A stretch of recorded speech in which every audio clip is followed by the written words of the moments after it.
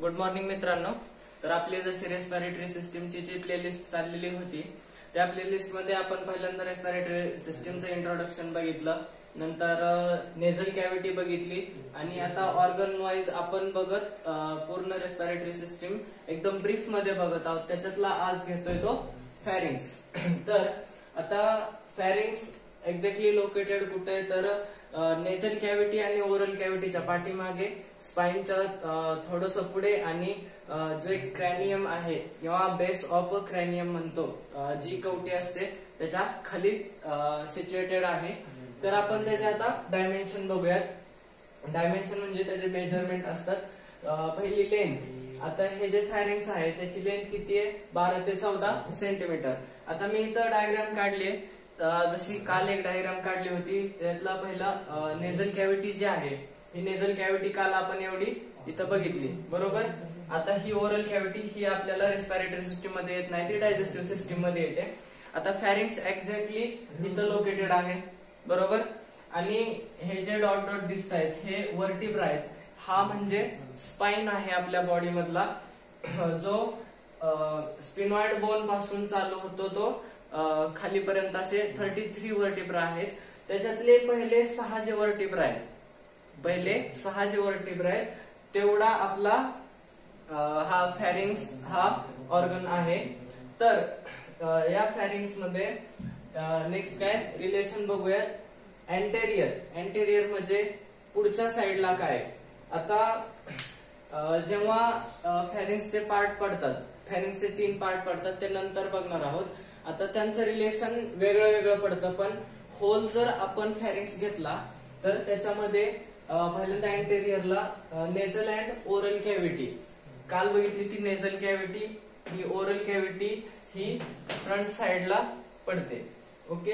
Then पोस्टेरियरला काय spine म्हणजे spinal cord जो असतो आपला तो C1 म्हणजे सर्वायकल 1 to सर्वायकल 7 वर्टिब्रा पर्यंत असतो. जसं की तुम्हाला हे सांगितलं, हे सर्वायकल वर्टिब्रा आहेत, 6 आहेत, बरोबर आहे. आता इथून स्टार्ट होतो तो C6 पर्यंत तो फॅरिंग्स हा येतो. नंतर सुपेरियर म्हणजे वरच्या साईडला स्कल बेस, ज्यालाच की आपण क्रॅनियम म्हणतो अनाटॉमीच्या भाषेत, किंवा स्कल बोलतो. स्कलचा बेस काय आहे तर स्पिनॉइड बोन हा स्कलचा बेस आहे. त्या तो जो बेस आहे त्याचा बेस आणि नेझल कॅव्हिटीचं इथं ओपनिंग आहे. हे ओपनिंग म्हणजे त्याला सुपेरियर साइडला पडतं. देन इन्फेरियरला काय लॅरिंग्स. आता हा रेस्पिरेटरी सिस्टीम मधला 3rd ऑर्गन आहे. नेझल कॅव्हिटी, फॅरिंग्स आणि नंतर लॅरिंग्स. तो इथून असा लॅरिंग्स असतो. तर तो नेक्स्ट पार्ट मध्ये बघणार आहे. आता आपण फक्त फॅरिंग्स बघूयात, ओके. आता याच्यातला इम्पॉर्टंट पार्ट की स्ट्रक्चर कसं आहे, ओके. स्ट्रक्चर मध्ये काय काय येतं.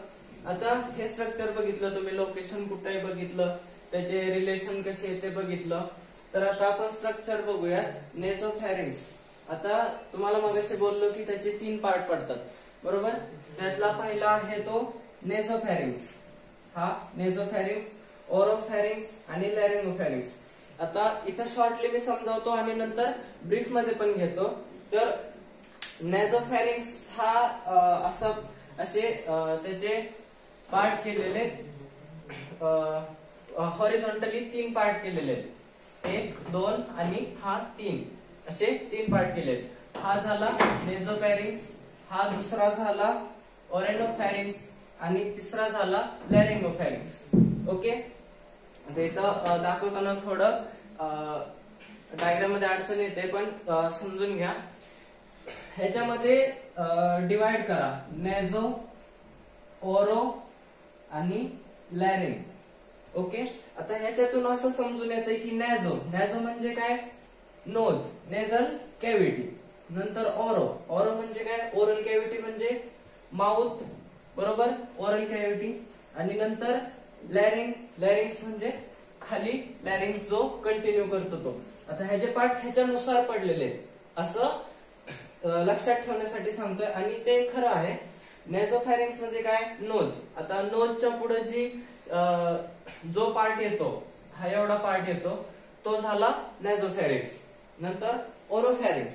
ओरोफॅरिंक्स काय? ओरल कॅव्हिटीच्या पुढचा हा ओरोफॅरिंक्स. आणि लॅरिंगोफॅरिंक्स म्हणजे बाकीचा लॅरिंग्सला कनेक्ट झालेला हा लॅरिंगोफॅरिंक्स.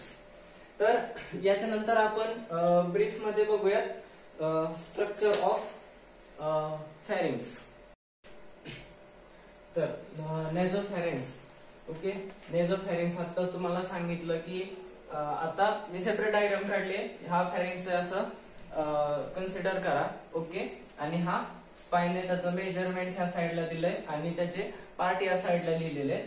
आता base of the skull to C1 काय? नेझोफॅरिंक्स. काय लिहिलंय? Nasopharynx base of the skull to C1 vertebra.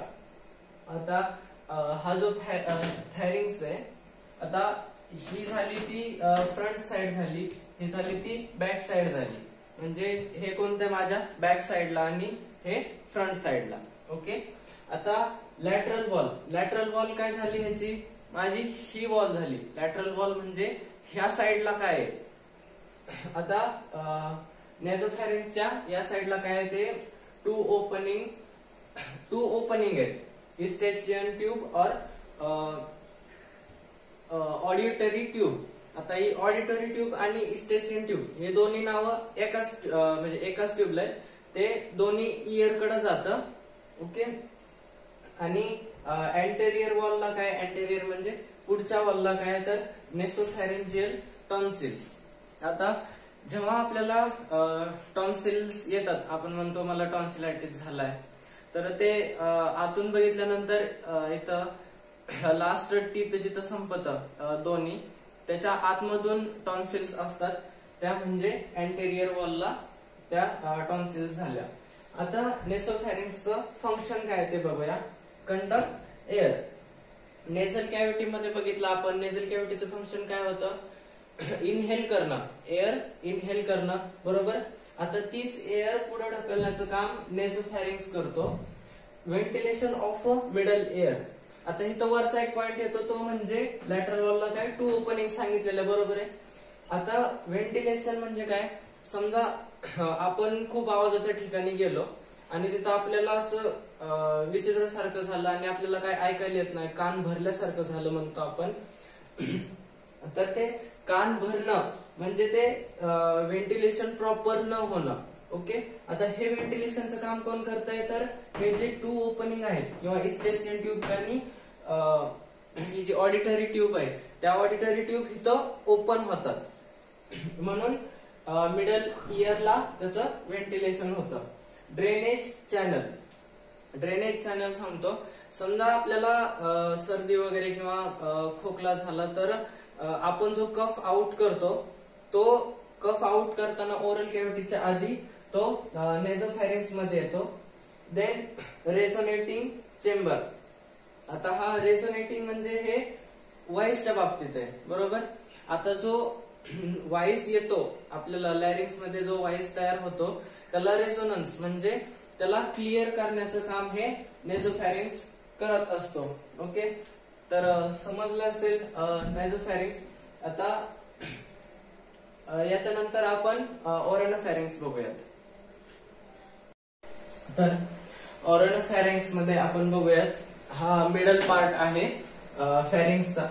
तर तो स्टार्ट कुठं होतो? C2 वर्टिब्रा म्हणजे सर्वायकल सेकंड वर्टिब्रा आणि सर्वायकल थर्ड वर्टिब्रा, हे दोन जे आहेत ते दोन ओरनोफॅरिंक्स मध्ये येतात. ओके, आता त्यांच्या साईडला किंवा त्यांचं रिलेशन बघूयात. त्यांच्या सुपेरियर साईडला काय? सुपेरियर साईडला काय? Junction of hard and soft palate. आता नेझल कॅव्हिटी मध्ये आपण जसं एक पॅलेट बोन बघितलं होतं, बरोबर आहे, जे की फ्लोर ऑफ नेझल कॅव्हिटी आहे. ओके, तसंच जर आपण आतमध्ये गेलो तर ते जे फ्लोर आहे तो म्हणजे हार्ड पॅलेट होता आणि त्याच्या आतमध्ये सॉफ्ट पॅलेट होता. आता ते पॅलेट बोन जे आहे ते त्यांचं जे जंक्शन आहे ते म्हणजे त्याचं सुपेरियर पार्ट बनतो. Lateral part. Lateral part, palatine tonsils. Okay, आता मग अशी आपण नेसोफॅरेंजियल टॉन्सिल्स बघितलेला, बरोबर, दोन्ही साइडला बघितलेला. त्या टॉन्सिल्स नाही, त्या या पॅलर टॉन्सिल्स ह्या दुसऱ्या टॉन्सिल्स आहेत ज्या की त्याच्या लॅटरल साइडला म्हणजे इथं प्रेझेंट असतात. त्या दोन होत्या त्या इथं प्रेझेंट होत्या ओरेनोफॅरिंक्स मध्ये, त्या लॅटरल साइडला इथं प्रेझेंट आहेत. देन अँटेरियरली काय तर इपिग्लॉटिस. आता याच्याकडे लक्ष द्या, योकॅचीज आहे. ओके, इपिग्लॉटिस असं एक इम्पॉर्टंट काम करतं. इपिग्लॉटिस खरं तर इथं असं सिच्युएटेड आहे. ओके, आणि नंतर ह्याला ओपनिंग आहे ती म्हणजे इसोफॅगस मध्ये. हा आपला आहे इसोफॅगस, बरोबर. हे आहे इपिग्लॉटिस, बरोबर. हा आहे फॅरिंक्स पूर्ण, बरोबर. आता इपिग्लॉटिसचं काम सांगतो काय. इपिग्लॉटिस एक असा ऑर्गन आहे ना, तो डिवाइड करतो रेस्पिरेटरी सिस्टीम आणि डायजेस्टिव्ह सिस्टीम, बरोबर. जेव्हा आपण श्वास घेतो तेव्हा हा बंद होतो आणि श्वास आहे तो इसोफॅगस मध्ये जाण्यापासून वाचवतो.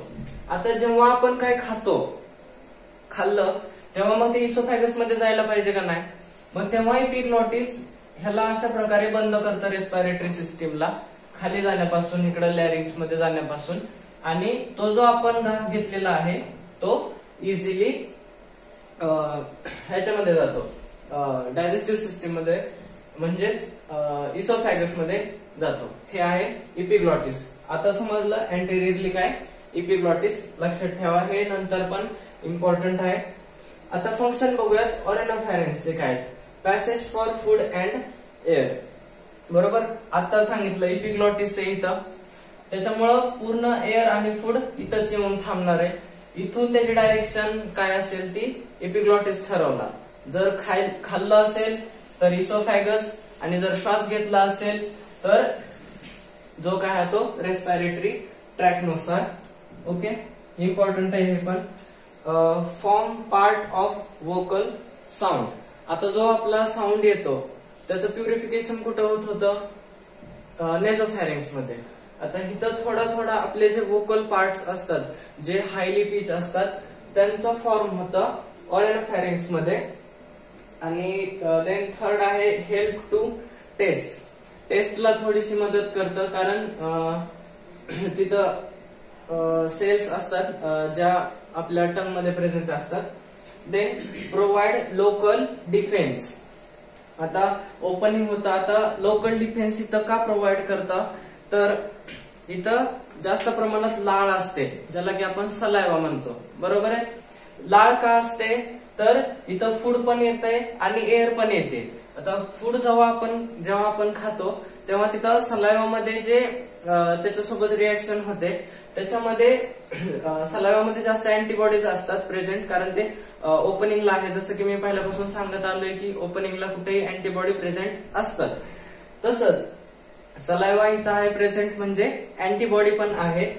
ओके, प्रोव्हाइड लोकल डिफेन्स सुद्धा प्रोव्हाइड करतो ओरेनोफॅरिंक्स. आता याच्यानंतर लॅरिंगोफॅरिंक्स. तर लॅरिंगोफॅरिंक्स मध्ये ओके, आता लॅरिंगोफॅरिंक्स कुठे C4, C5 आणि C6, बरोबर. सॉरी, इथं थोडं चुकून झालंय. हे C4 to C5 आणि C6 असे. ओके, तर हे बघूयात कंटिन्यू विथ लॅरिंग्स. आता इथून खाली लॅरिंग्स असणार आहे, बरोबर आहे. त्याच्या बेस पासून खाली नंतर लॅरिंग्स चालू होणार आहे. Largest part of the pharynx असणार आहे. याच्यामध्ये कसं आहे 3 वर्टिब्रा आहेत, नंतर ओरेनोफॅरिंक्स मध्ये 2 आहेत आणि नेझोफॅरिंक्स मध्ये फक्त एकच वर्टिब्रा आहे आणि बेस पासून एवढंच आहे.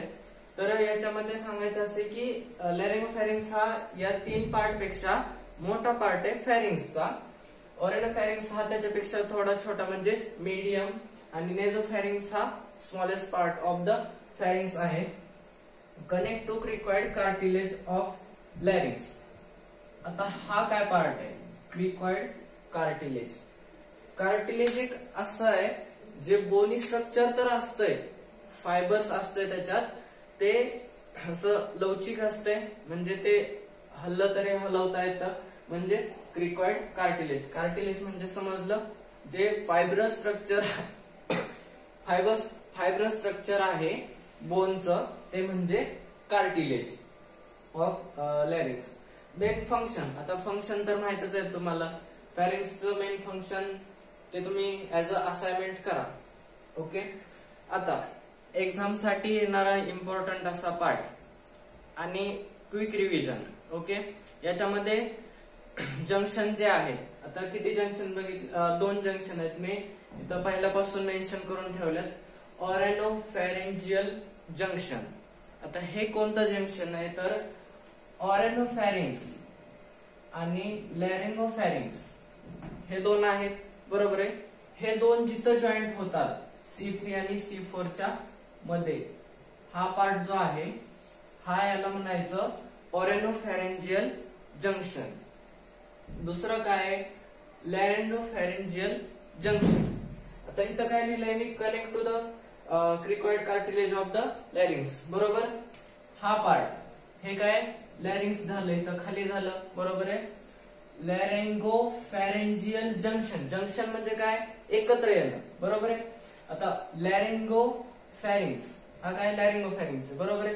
फॅरिंग्स हा लास्टचा पार्ट आहे, मग इथून पुढं लॅरिंग्स स्टार्ट होणार आहे. मग आता हे लॅरिंग्सचा पार्ट आणि हा फॅरिंग्सचा पार्ट जिथं कनेक्ट होतं, जिथं जंक्शन आहे, त्याला काय म्हणायचं, लॅरिंगोफॅरिंजियल जंक्शन. आता याच्यानंतर याच्यातून इम्पॉर्टंट क्वेश्चन काय येतात तर फंक्शन आले तर येतात फॅरिंग्सचे, इम्पॉर्टंट नाही एवढं. आता मेजरमेंट, नंतर त्यांचे रिलेशन काय असणार आहेत ते, आणि बस एवढंच. धन्यवाद.